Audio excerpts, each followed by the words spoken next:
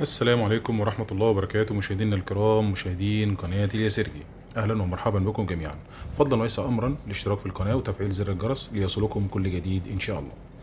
النهاردة أعمل لكم ريفيو على قلاية هوائية. طبعا بيحتاجها كل بيت. قلاية هوائية ديت 6 لتر، فيها 10 برامج. تمام، طبعا في منها 8 وفي أكتر. برايم بلس. تمام. طبعا الشاشة ديجيتال، مش عارف لو انتوا شايفينه ولا لأ. طبعا هنا كل الأنواع زي ما انتوا شايفين. تمام، درجة الحرارة.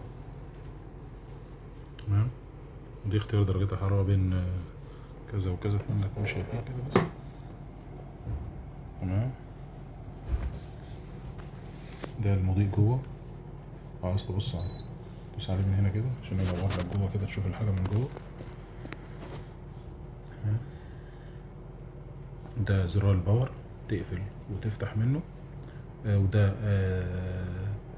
رفع درجات الوقت.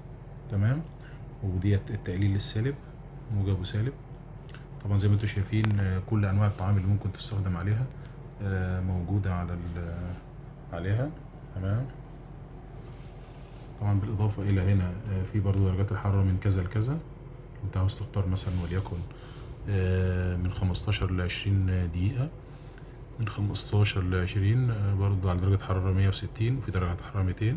وفي برضو من 15 ل 20 على درجة حرارة 160 برضه. في من 15 ل 20 بس درجة حرارة 140.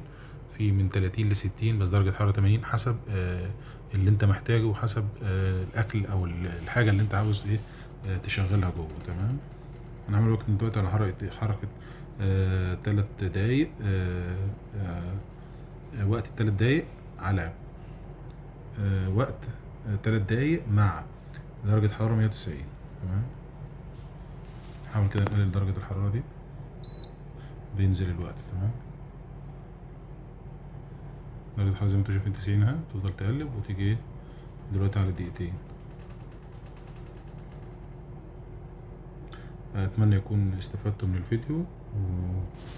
وطبعا الفيديو طبعا بيكون جاي معاها برضو كتالوج شرح طريقة الاستخدام وكل حاجة.